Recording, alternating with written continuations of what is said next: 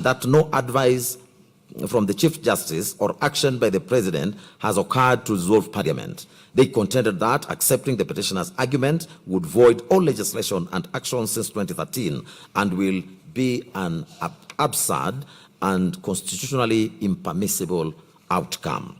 On the allegation of bias against the Deputy Speaker, they submitted that allegations were unproven, and further that the Deputy Speaker only performed administrative and procedural functions and that she did not vote. Further, no recusal motion was raised during the proceedings.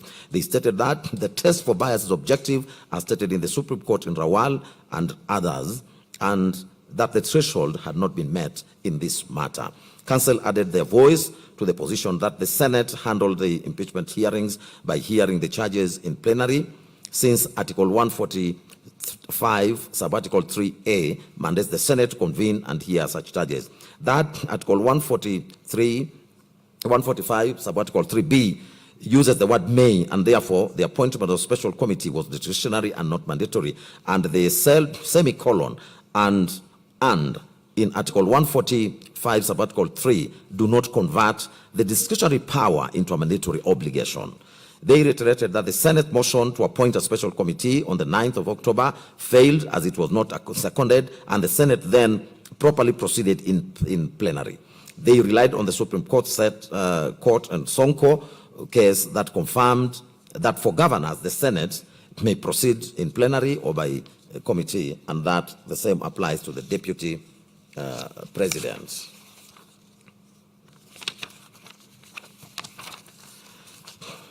It was also their submission that the 10-day timeline for plenary proceedings was constitutional, as where the Constitution is silent, the Senate may regulate its own procedures under Article 124, Subarticle 1, and the 10-day deadline was a reasonable exercise of procedural autonomy to ensure expedition. Counsel submitted that impeachment must be concluded without undue delay, and the timeline reinforced accountability and good governance. It was their father's position that His Excellency Gachagua received a fair hearing in the Senate, as he was represented by counsel throughout. He was cross-examined at the National Assembly, and he cross-examined National Assembly witnesses, and he filed witness affidavits on the 12th and 13th of October 2024. They contended that the Senate did not refuse an adjournment unreasonably, as senior counsel Muite was given from 2:30 p.m. to 5 p.m. to contact His Excellency Gachagua, that no medical evidence of either a doctor's report or prescription was provided to the Senate, and that the Senate offered to adjourn until Saturday, 19th, October 2024, within the constitutional time frame, but this motion failed on a vote. The National Assembly and the clerk submitted further that the decision to proceed in absentia did not violate fair hearing, as His Excellency Gachagua had already filed his evidence and opted out after cross-examining the National Assembly's witnesses. That no new evidence was introduced. All material before the Senate had already been placed before the National Assembly and forwarded to the Speaker, and time allocation was not disproportionate, as both parties were accorded equal time. The National Assembly submitted that it also could not call all its witnesses due to time constraint, and that this was a consequence of expedition and not bias. They further submitted that the Senate had no independent duty to conduct public participation, which under Articles 10 and 118 applies primarily to legislative functions.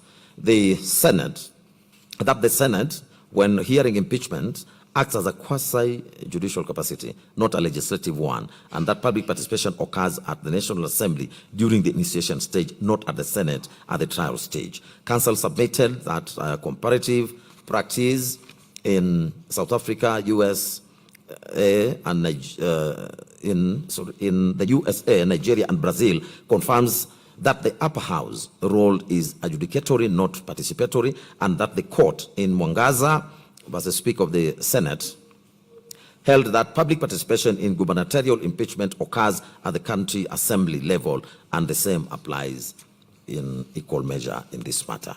The respondents contended that allegations of bias against the Senate Speaker remained unproven, as a Speaker's role is presiding and procedural, and he has no deliberative vote. That mere coalition membership does not establish bias, and that the petitioners have not pointed to any specific act or omission showing a real possibility of bias. They restated that the test for bias is objective and the petitioners failed to meet it, as well as in respect of the Senate Speaker.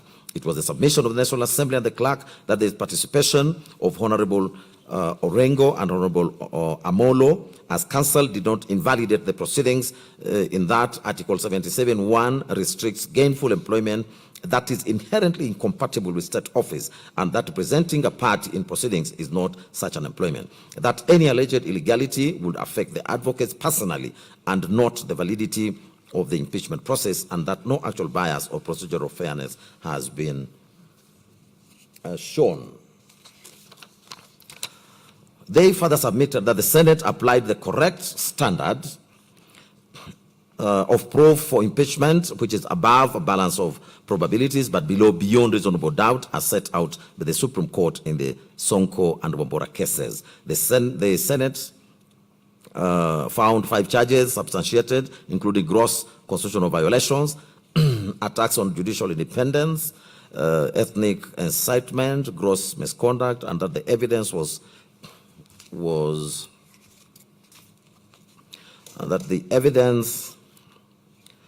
substantial and credible, including His Excellency Gachagua's own public admissions. Learned Counsel submitted and urged that the court should not undertake a merit review of the Senate findings.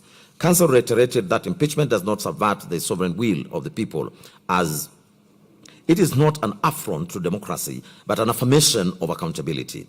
That the Constitution provides for removal of elected officials for gross misconduct, constitutional violations, and crimes, and that the joint ticket of the President and the Deputy President does not create legal inseparability, as they are separate constitutional offices with distinct and accountability mechanisms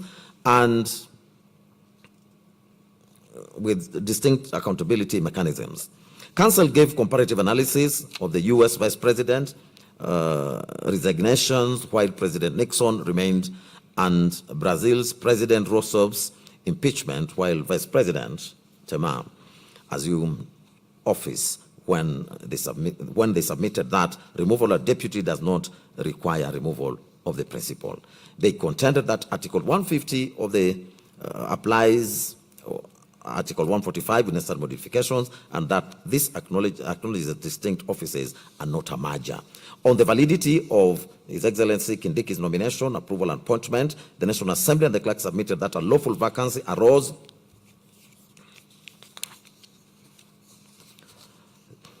by operation of law under Article 145(7), as the impeachment was valid.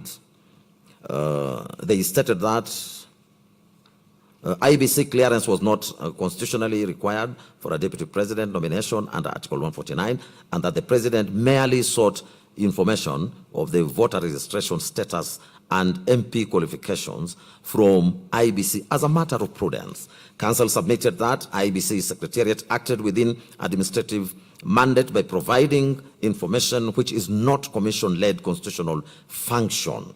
Counsel referred this court to the Supreme Court advisory opinion in IBC versus AG 2025, where it drew a distinction between commission-led functions such as boundary delimitation and secretariat administrative functions, including the day-to-day operations. They submitted that providing information falls within the latter.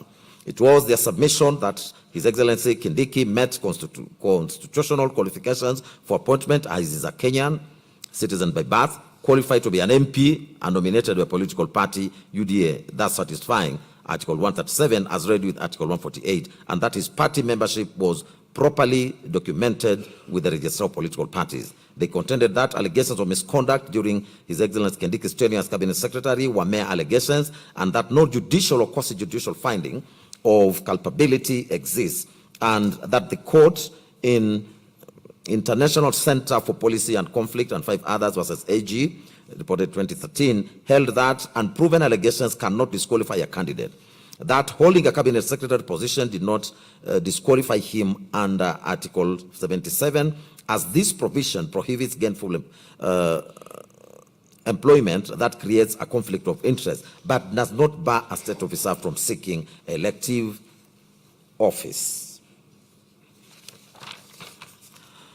The Council submitted that disqualification for holding state office is governed by Article 137, Sub-Article 2B, that requires resignation 6 months before a general election, but it is not applicable to a midterm vacancy, which process under Article 149 is sui generis. The National Assembly submitted that the voting process complied with Article 149(1), which requires the National Assembly to vote on the nomination, which is an electoral determination by plenary, not an approval process requiring committee vetting.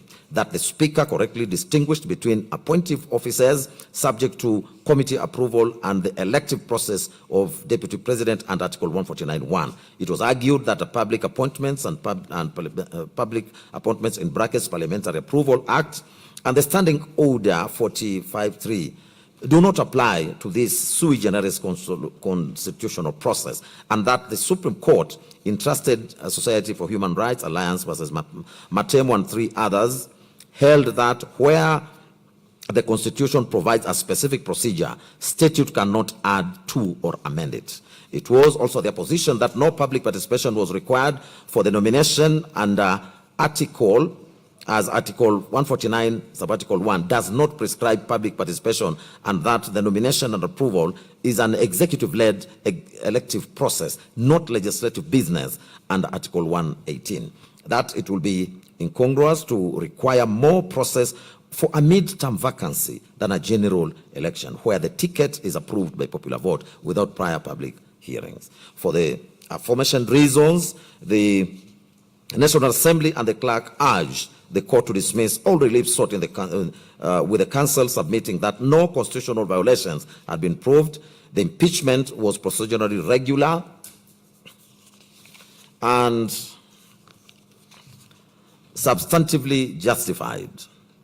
Damages are not automatic, as no breach had been established, and awarding damages would punish Parliament for performing its constitutional duty. That pension and retirement benefits are for honorable retirement, not for removal by impeachment, and that quashing the resolution and nullifying His Excellency Kindiki's appointment will create a leadership vacuum and constitutional chaos. Council thus urged this court to dismiss the constitutional petitions with cost to them, find that the impeachment of His Excellency Gachagua was lawful, constitutional and procedurally proper, and that the nomination, approval, and appointment of His Excellency Kindiki as Deputy President was valid and constitutional, and that the court should decline to grant any of the relief sought by the petitioners. On the third and fourth respondents' cases, the Speaker of the Senate and the Senate, who are the third and the fourth respondents respectively, challenged the consolidated petitions through the affidavit sworn by Jeremiah Nyegenye, who is the clerk of the Senate and secretary to the Parliamentary Service Commission. The affidavit was deposed on the 21st of October 2024. From the outset, it was their case that under Articles 93(1), 96, Sub-Article 4, and 145 and 150 of the Constitution, the Senate is mandated by with the role of considering the impeachment of a deputy president. They asserted that process is guided by the National Assembly's Standing Order 64 and 5, which dictates the procedure for introducing and supporting an impeachment motion. To that end, it deposed that on the 1st of October 2024, Honorable Mutuse introduced a motion in the National Assembly seeking the removal of His Excellency Gachagua on the basis of 11 grounds, including gross violations of the Constitution, undermining, devolution, attacking independence of judges, committing economic crimes, and public subordinating publicly subordinating the president. It was their position that the National Assembly conducted extensive public participation from 2nd to 5th of October 2024 and formally approved the motion on the 8th of October 2024. Following the approval, the Speaker of the National Assembly notified the Speaker of the Senate of the resolution in a letter received on the 9th of October 2024, which included the motion, electronic evidence, relevant Hansard reports, public participation, advertisement and reports, and court orders. He asserted that the Senate Speaker convened a sitting on the 9th of October 2024 through Gazette Notice number 13170, during which a motion to establish a special committee to investigate the matter was defeated. As such, the proceedings had to be held in plenary, and it was deposed that the Speaker designated 16th and 17th of October 2024 for the plenary hearings formalized in Gazette Notice number 13178. Speaking to the fairness in the process, the clerk deposed that on the 9th of October 2024, the Senate served an invitation to His Excellency Gachagua and the National Assembly to appear to submit witness details and evidence. It was the case that on the 14th of October 2024, His Excellency Gachagua indicated his presentation by Mrs. Swanya and company advocates and filed his response to the allegations alongside supporting evidence. They stated that the plenary hearings commenced on the 16th and 17th October 2024, and after the National Assembly concluded its case on the 17th of October 2024 at 1:15 p.m. His Excellency Gachagua, lead counsel Mr. Paul Muite, senior counsel, informed the Senate at 2:30 p.m. that his client was missing and had been taken ill. It was pointed out that after suspending the proceedings until 5 p.m., counsel requested an adjournment to 22nd October. He stated that a substantive, subsequent procedural motion to sit on Saturday, 19 October 2024, to meet the constitutional deadlines was defeated, prompting His Excellency Gachagua's counsel to exit the proceedings. They maintained that the Senate, across a judicial body, exercised discretion in granting adjournments, and His Excellency Gachagua's counsel failed to provide cogent material evidence of his illness. As regards the constitutional timelines, it was their case that impeachment could not be posed without violating the Constitution. They refuted the claim that the trial occurred in absentia since His Excellency Gachagua had actively participated through his advocates' opening statements, cross-examination, and the National Assembly's witness and filing of the respective witness affidavits. In challenging the claim that the public participation was not conducted, the Senate and the Speaker stated that an order of the High Court in Kerugoya did not mandate the Senate to conduct public participation, as the Senate functions exclusively as a trial chamber akin to a court. In conclusion, it was disposed that the Senate voted on the impeachment charges, where 5 charges comprising ground 1 on gross violation of the Constitution, ground 4 on undermining the independence of judges, ground 5 fidelity to the oath of office, ground 6 on crimes under national cohesion, and ground 9 on gross misconduct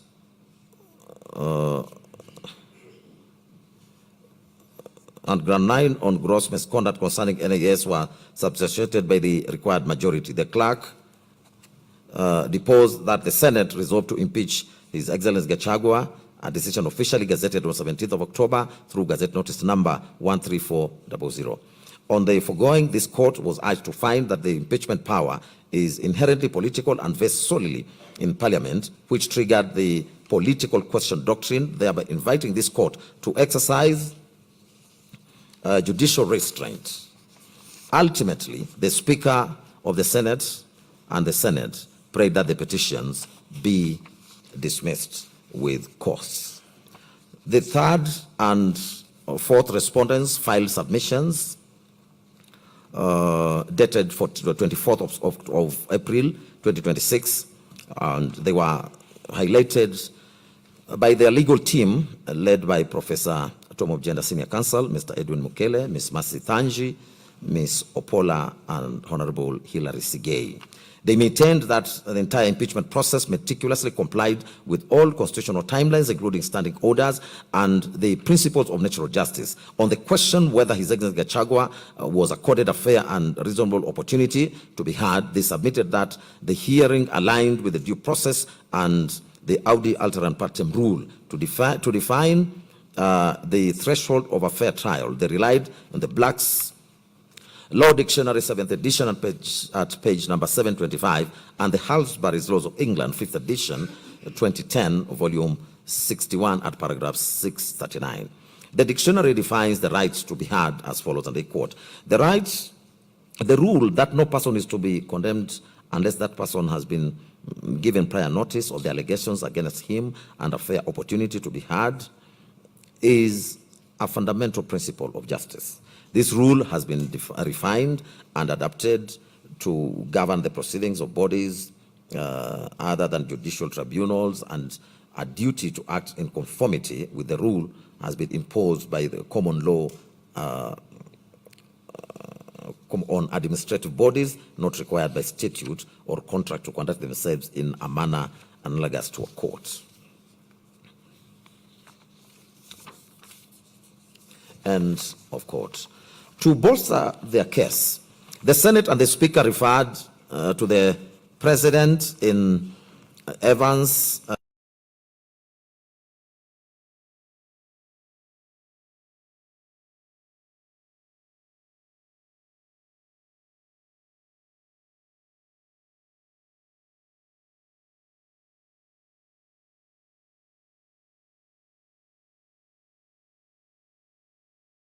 and it must be reasonable. Council drew further support from the Uganda Supreme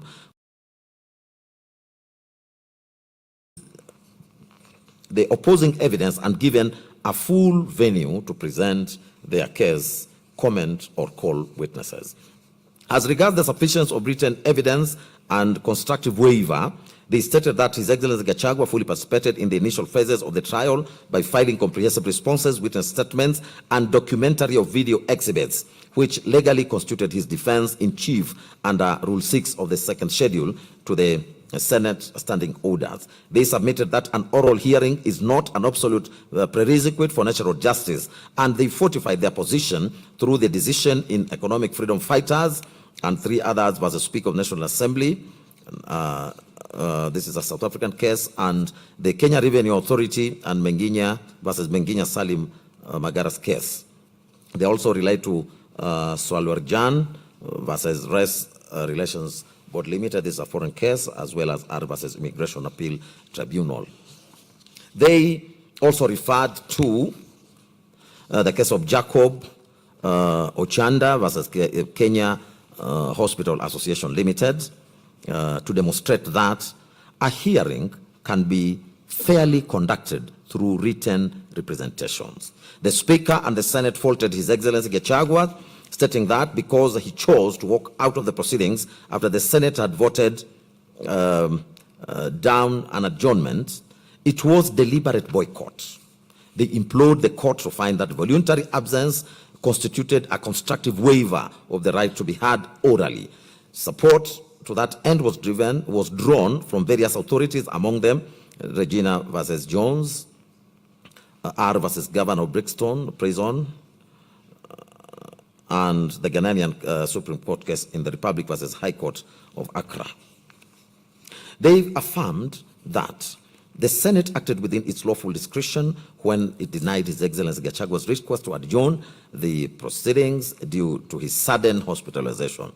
In reference to the decision of the Supreme Court in Sonko and the Mate, the Senate and the Speaker emphasized that courts must be slow to interfere with the internal affairs and the procedural discretion of Parliament. Further support was drawn from the decision of the Supreme Court in the famous Cycle Agencies case and 4 others versus Mansukulal, Ramji Kuria, where it was observed that an adjournment requires sufficient cause based on proper materials. They argued that without formal medical proof of total incapacitation, the Senate was not required to stop its proceedings. To further credence to the foregoing position, they found support from the decision in Serem versus Republic, Court of Appeal decision, and Okaka and another versus Odundo, High Court decision. And it was their case that the strict approach was dictated by the mandatory 14-day timeline to dispose of special motions under Senate Standing Order number 74-2A. On the question whether investigation of charges met the requisite standard of proof, the Senate asserted that it thoroughly investigated and voted on each individual charge according to the established intermediate standard of proof, which is above a balance of probability but below reasonable doubt threshold. It was their case that the standard was set by the Supreme Court in the Sonko case, which declared that proving even a single charge is legally sufficient to sustain an impeachment. Consequently, they submitted that the court must decline to reevaluate the evidence or substitute its own finding for the political question decided by the Senate under Article 96, Sub-Article 4 and Article 145, Sub-Article 3 of the Constitution. On the question challenging His Excellency Gachagua's claim that the Senate acted unprocedurally by failing to form an 11-member special committee under Article 143, Sub-Article 3B, the Speaker and the Senate submitted that the word may in the Constitution and Rule 2 of Part 1 of the second schedule to the Senate standing orders grant the Senate absolute discretion to choose between a committee or full plenary. They submitted that such interpretation is anchored in the Supreme Court case in the matter of the Speaker of Senate rendering or referencing the matter of interim independent electoral commission and the Court of Appeal decision of Cooperative Bank of Kenya Limited and versus Banking Insurance Finance Union, which is a Court of Appeal decision. They contrasted Article 135, Sub-Article 3B with Article 152, Sub-Article 7 of the Constitution, which uses the mandatory phrase, shall appoint, when dealing with the dismissal of Cabinet Secretary. It was their case that since a motion to form a special committee was moved but failed to be seconded under Standing Order 70, the Senate properly proceeded in plenary, meticulously satisfying the oversight parameters affirmed in the by the Supreme Court decision in the Sonko case.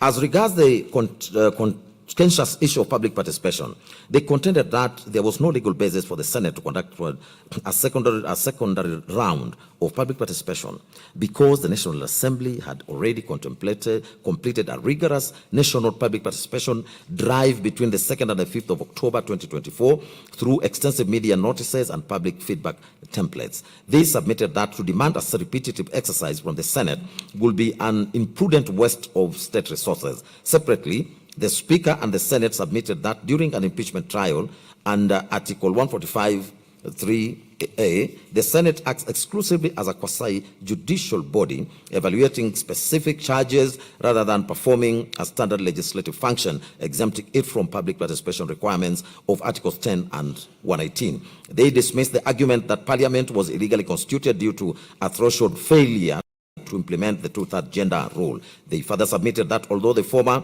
Chief Justice David Maraga issued a dissolution advisory to the 4th President, the 12th Parliament dissolved by operation of law and the 13th Parliament was lawfully established following the general elections of the 9th August 2022. Seeking to rely on Article 261, Sub-Article 5 running to 7, the Senate and the Speaker submitted that the ground that the gender rule mechanism is intended to compel future compliance and not to retroactively invalidate state operations. They warned that declaring Parliament unlawful would cause an absurd constitutional crisis, invalidating national budgets, legislation, and public appointments, which violates the governance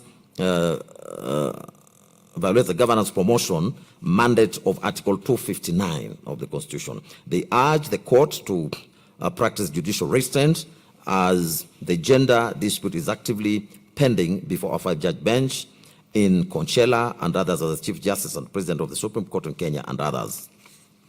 The Speaker and the Senate rejected the allegation that the Senate was mandated to conduct an approval hearing for filling the subsequent vacancy of the office of the Deputy President. They pointed out that Article 149, Sub-Article 1 of the Constitution expressly grants the exclusive mandate to vote on and approve a nominated Deputy President to the National Assembly, entirely omitting the Senate. It was their case that by applying the statutory construction principle established in the case of Federation of Women Lawyers Kenya, FIDA versus AG, the Initiative of Strategic Litigation in Africa, statutes could be interpreted to override the explicit statutes could not be interpreted to override the explicit text of the Constitution. On the strength of the foregoing submissions, the Speaker and the Senate urged the court to dismiss all the consolidated.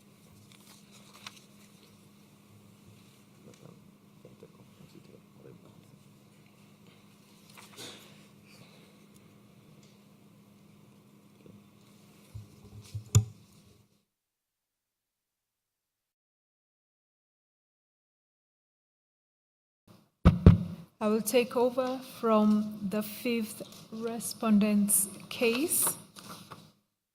The Attorney General, that is the 5th respondent, challenged the petitions through grounds of opposition dated the 7th of November 2024.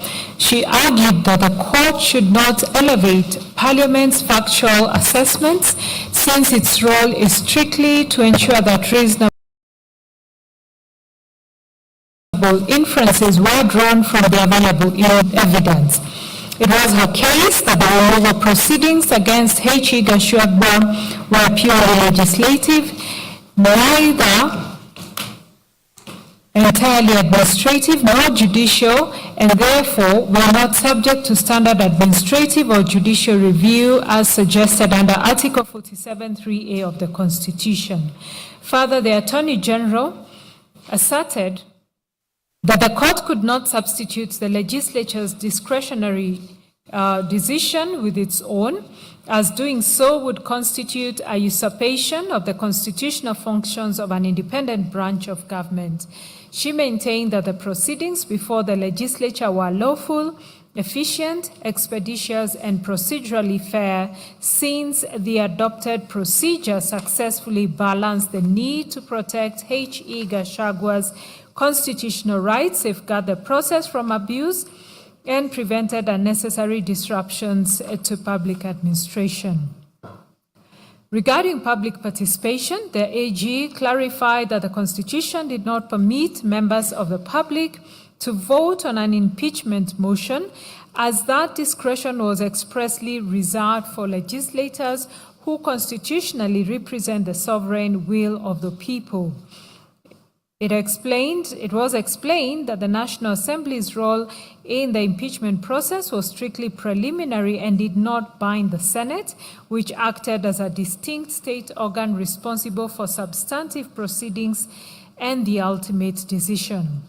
It described the consolidated petitions as disguised appeals regarding the merits of Parliament's decision and argued that the judiciary lacked an appellate mandate over the impeachment of a deputy president, since it is ill-equipped and constitutionally not designed to review or reevaluate the socio-economic and political utilitarian calculations made by elected officials.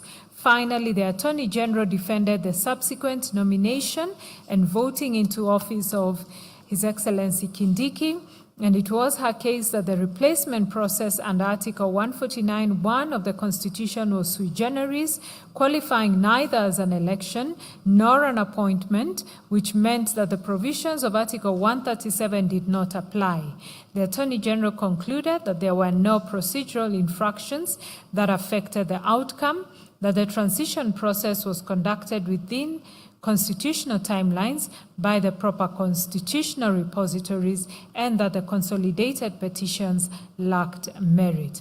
The fifth respondent submissions are dated 4th March 2026. They were orally highlighted by a team of counsel led by Professor Githu Muigai, Senior Counsel, alongside the Solicitor General, Mr. Shadrach Mose, Mr. Emmanuel Bita, now a judge of the High Court, and Mr. Charles Mutinda. The Attorney General submitted that accountable governance was a core part of the Constitution, which established removal from office through impeachment as one of the tools of governance amongst the many avenues of exercising oversight and facilitating accountability. He relied on the Supreme Court decision in Sonko, where the Apex Court stated that its purpose was to ensure integrity in leadership and prevent abuse of public office. It was the Attorney General's submission that the removal of proceedings for a Deputy President was textually committed by the Constitution to the National Assembly and Senate, and that both institutions were vested with exclusive power to remove the Deputy President, subject only to procedural requirements set out in the Constitution and in the standing orders, that both houses were free to determine the procedures for receiving and considering the evidence necessary to discharge their duty to conduct impeachment hearing. With regard to the constitutional basis for impeachment, the Attorney General cited Articles 150, 144, and 145 of the Constitution, which she submitted established a sequential two-stage process. In the first stage, a member of the National Assembly initiated the process by filing a notice of motions supported by at least a third of all the members, which motion, if passed by at least 2/3 of all the members, was then transmitted to the Senate for substantive hearing. On the substance of the charges, the Attorney General submitted that the charges against H.E. Gachagua were substantiated to the prescribed standard to warrant his impeachment. She identified the specific charges upon which H.E. Gachagua was found culpable. On the standard of proof applicable to impeachment proceedings, the Attorney General relied on Sonko and the Court of Appeal decision in Wambora, both of which we have already referred to, which had held that the standard was above a balance of probability but below reasonable doubt, and that the allegations must be serious, substantial, and weighty, and must disclose with a degree of precision the constitutional provisions alleged to have been grossly violated. The Attorney General submitted that this court should not sit on appeal over Parliament's evaluation of facts and should not substantiate the discretion of the members of the legislature with its own. The Attorney General further relied on the advisory opinions of the Supreme Court in the Speaker of Senate and another, as well as the matter of the IEBC 2011 Supreme Court decision for the proposition that governmental powers were distributed among different organs, each exercising distinct functions under the Constitution, and that courts were required to respect the institutional mandate of a Parliament. The doctrine of presumption of regularity was equally invoked, encapsulated the doctrine of presumption of regularity, and it was submitted that government action enjoyed a presumption of legality and that the burden lay on the challengers to demonstrate unlawfulness. The Attorney General relied on the Supreme Court's decision in Odinga and another versus IEBC, our court and another, as well as it's the same decision, Odinga and another versus the IEBC, including our court and another, the Attorney General and another as interested parties and amicus. On a comparative method, comparative jurisprudence, the Attorney General submitted that both the United States and the Philippines recognize the political nature of impeachment proceedings and the power is vested in the legislature, thereby warranting judicial deference to the merits of legislative decisions. The Attorney General relied on the case of Nixon versus the United States, where the United States Supreme Court held that challenges to Senate impeachment procedures were non-justiciable under the political question doctrine, as well as the Duterte decision that we have already cited. On the part of the petitions relating to the nomination and approval of H.E. Kindiki, the Attorney General submitted that the provisions of Article 149 envisaged a sui generis procedure for the nomination and assumption into office of a deputy president. It was the Attorney General's submission that the process under Article 149(1) was neither an election in the traditional sense nor an appointment, as the text of the Constitution employed neither of those terms. In support of the sui generis nature of the process, the Attorney General drew on comparative constitutional provisions from the USA, Ghana, and Nigeria, each of which provided for a distinct mechanism of filling a vacancy in the office of Vice President through presidential nomination and legislative confirmation. The Attorney General submitted that as H.E. Kindiki was nominated by the President within 14 days after the vacancy arose, and the National Assembly voted on the nomination within 60 days, there had been no infringement of either the text or the spirit of the Constitution. Moving to the 9th respondent's case, the Honorable Mutuse responded to the consolidated petitions through a replying affidavit sworn on 22nd October 2024. He deposed that on 1st October 2024, pursuant to Article 150B, read with 145 of the Constitution and the Standing Order 64 and 65, he gave a notice of a special motion for the removal from office by impeachment of H.E. Gachagua. He was aware that the special motion was a time-bound exercise pursuant to the Standing Orders 64-2 and 65, which required that it be disposed of within 7 days of the notice being given, failure to which it would be deemed as withdrawn.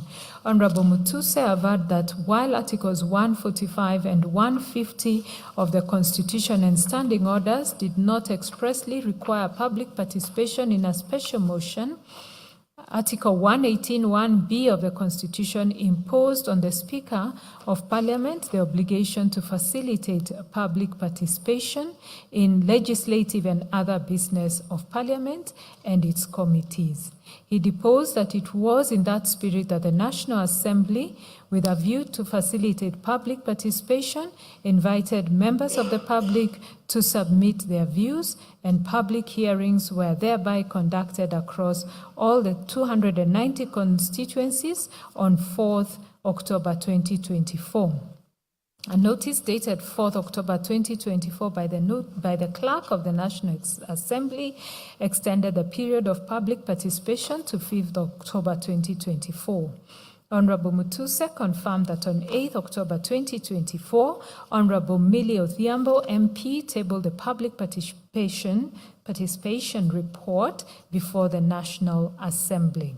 Honorable Mutuse further deposed that on the 3rd of October 2024, the High Court sitting in Kerugoya issued orders directing the National Assembly to organize, facilitate, and conduct further public participation at the constituency level, and that the National Assembly complied with those orders by extending the exercise to the 5th of October 2024. Honorable Mutuse stated that following the tabling of the public participation report, the members of the National Assembly debated the special motion and that H.E. Gachagua appeared in person for the hearing. After debating and hearing both parties, the members of the National Assembly met the threshold set under Article 145(2) by passing and approving all 11 grounds of the special motion. Honorable Mutuse affirmed that the entire impeachment process from the tabling of the special motion dated 26 September 2024, the National Assembly to the Senate's resolution had fully complied with all legal procedure provided in the Constitution and relevant laws. Honorable Mutuse emphasized that this court had a judicial and not a political mandate, and that its function was to certify whether all procedural provisions of law had complied with constitutional principles, which was a judicial function. He averred that the issues raised by the petitions raised a political question, a principle of law that referred to cases that courts could not resolve because they involved questions about the judgment of actors in the executive or legislative branches and not the authority of those actors. Honorable Mutuse also cited the position taken by courts in Paraguay, India, Lithuania, and the Philippines to demonstrate that jurisdiction practicing a presidential system of government had been appreciative of the political question doctrine in impeachment matters. He tabulated comparative examples of impeachment proceedings of USA presidents to show that in those jurisdictions the fate of impeachment was left to political devices as opposed to judicial determination. Honorable Mutuse further deposed that under Article 94(2) of the Constitution, the National Assembly and Senate manifested the diversity of the nation and represented the will of their people and exercised their sovereignty. In conclusion, he urged the court to appreciate the prudential standing principle of self-restraint as a jurisdictional limitation on its power and prayed that the petitions be dismissed. Honorable Mutuse filed written submissions. Those were dated the 15th of February 2026 and were supplemented on 5th of May 2026. They were anchored on two issues: whether H.E. Gachagua was validly impeached, and secondly, whether the impeachment process was procedural. He submitted that H.E. Gachagua was impeached on grounds on various grounds under the Constitution, violation of national laws, and gross misconduct arising from his conduct. It was Honorable Mutuse's submission that the question for the court was not the political wisdom of the impeachment, but whether the grounds for removal had met the constitutional threshold under Article 145(1). Honorable Mutuse further reiterated his position that public participation was not expressly required under Article 145 and 150 or the standing orders, and relied on the case of BAT, submitting that even if there were allegations of lack of public participation, the same would not automatically vitiate the process. He further submitted that the petitioner's demand for public participation in the Senate was legally untenable, as the Senate acted as a quasi-judicial forum during impeachment processes. He submitted that the duty of Senate was to ensure a fair hearing for the accused, not to solicit public opinion on the charges. Honorable Mutuse further relied on the mandatory constitutional timelines governing impeachment proceedings and relied on the Supreme Court's decision in Mate, which held that constitutionally prescribed timelines were of mandatory character and binding on governance processes. In his supplementary submissions, he expounded on the six-part Baker test to Kenya's constitutional framework. On the first formulation, on textual commitment to a coordinate political department, he submitted that Article 150 expressly delegated impeachment to the National Assembly and Senate, satisfying the first condition. He relied on the Supreme Court statement in Sonko that where the Constitution required Parliament to determine a matter in the first place, the courts would be slow to interfere. On the second formulation, on the lack of judicially discoverable and manageable standards, he He submitted that Article 145(7) envisaged the finality of the Senate's determination with no provision for judicial appeal or standard or review. On the third formulation, on the impossibility of deciding without an initial policy determination, he submitted that assessments of gross misconduct incompatible with the high calling and dignified status of the office and serious reasons to believe crimes had been committed were inherently political and policy-laden beyond the competence of courts. On the fourth formulation, on the impossibility of independent resolution without expressing lack of respect for coordinate branches, Honorable Mutuse submitted that a merit review of the Senate's determination would substitute the court's judgment for that of elected representatives, constituting a profound expression of disrespect for a coordinate branch. On the fifth formulation, that is the unusual need for adherence to political decision already made, Honorable Mutuse submitted that the vacancy created by the Senate's resolution had already been filled through the nomination, approval, and swearing-in of His Excellency Kindiki as Deputy President. He submitted that to reopen the impeachment question at that stage would create constitutional chaos, cast doubt on the legitimacy of the current office holder, undermine executive suitability, expose the political life of the country to prolonged chaos as cautioned in Nixon. On the sixth formulation, on the potentiality of embarrassment from multifarious pronouncements, Honorable Mutuse submitted that if the court entertained a merit review and reached a different conclusion from the Senate, conflicting pronouncements from different arms of government would undermine political, rather public confidence in all institutions and weaken the constitutional order. Honorable Mutuse therefore urged the court to appreciate the prudential principle of judicial self-restraint as a jurisdictional limitation on its power to hear and determine consolidated petitions on the basis that they raised a purely political question whose determination would be tantamount to subverting the will of the Kenyan people. He accordingly prayed that the consolidated petitions be dismissed with costs. The 10th respondent's case, the 10th respondent was the United Democratic Alliance, UDA, who challenged the petitions through grounds of opposition dated 6th October 2025. UDA claimed that the petition is untenable since it irregularly and craftily sought to convert political grievances into constitutional disputes, contrary to the Supreme Court decision in Sonko.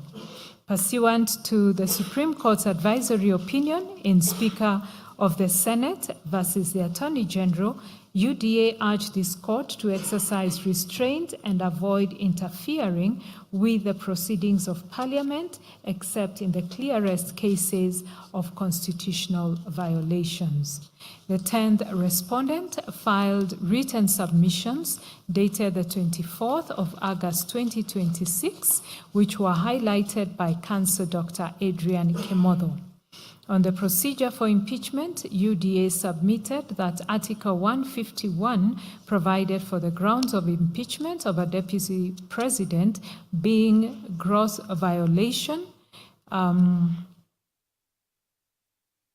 of a provision in the Constitution or any other law, serious reasons to believe that the deputy president had committed a crime under national or international law or gross misconduct. It's admitted that Article 152 applied the provisions of 144 and 145 with necessary modifications to the removal of the deputy president. The UDA submitted that